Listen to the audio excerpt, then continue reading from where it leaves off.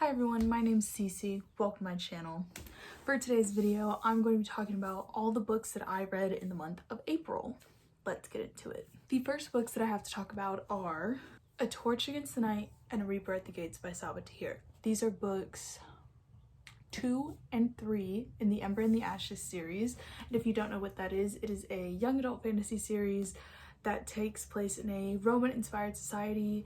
You follow multiple perspectives. There is war and corrupt empires and magic and all that good stuff. I'm sure most people know what this series is about. In terms of ratings, I gave A Torch Against the Night 4 stars and Reaper at the Gates 3 stars.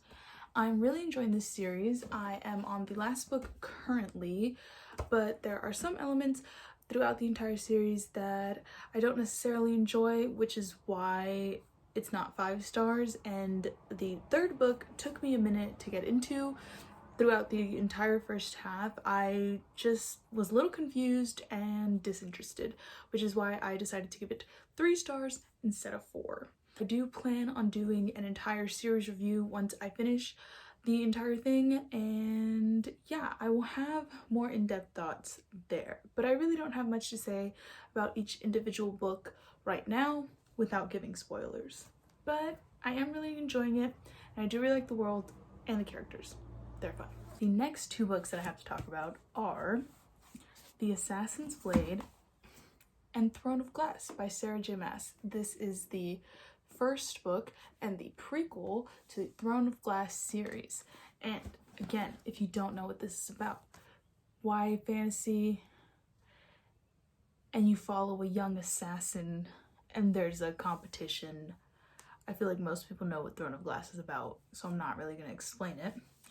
These 2 are rereads. I've read the entire series already, but I am doing a reread and I plan on making a video for every book. So if you're interested, stay tuned for that.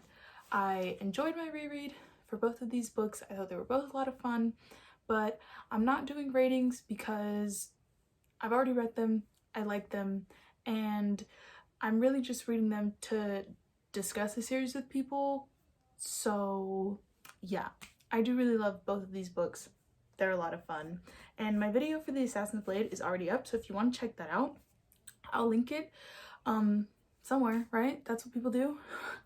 And I have a video of Throne of Glass coming out soon, and I'm actually also reading this series with my roommate. We made the Throne of Glass video together, so if other people want to join and read this series with us, that'd be a lot of fun, and then we can all talk about it together. Woohoo!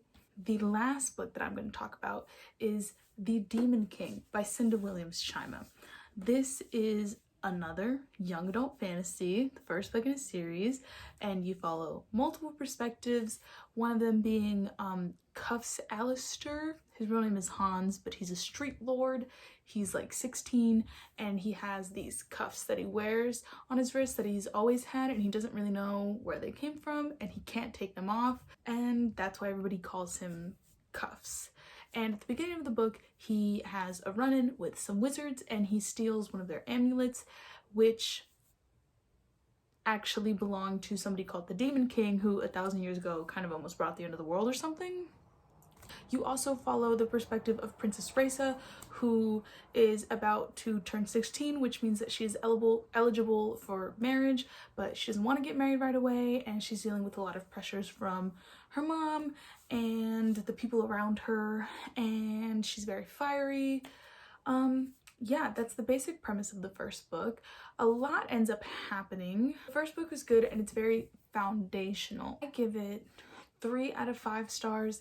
It wasn't bad. It wasn't entirely gripping. It kind of took me a minute to get through the first part, and I do feel like the author kind of drags things out a little bit. Those are my only problems with the first book. Other than that, I thought it was a really great foundation to a series, and I am very excited to see where it goes, so I will definitely be reading more in the future. Those were all the books that I read in April. Not really a lot. I really didn't have much to say about all of them, but like I said, there will be more videos that are specific to the series or books where I will go more in depth. I just didn't really have much to say without getting into spoilers for a lot of these books. Overall, I would say that it was a pretty good reading month. Let me know what you read this month in the comments, and I will see you guys in another video soon.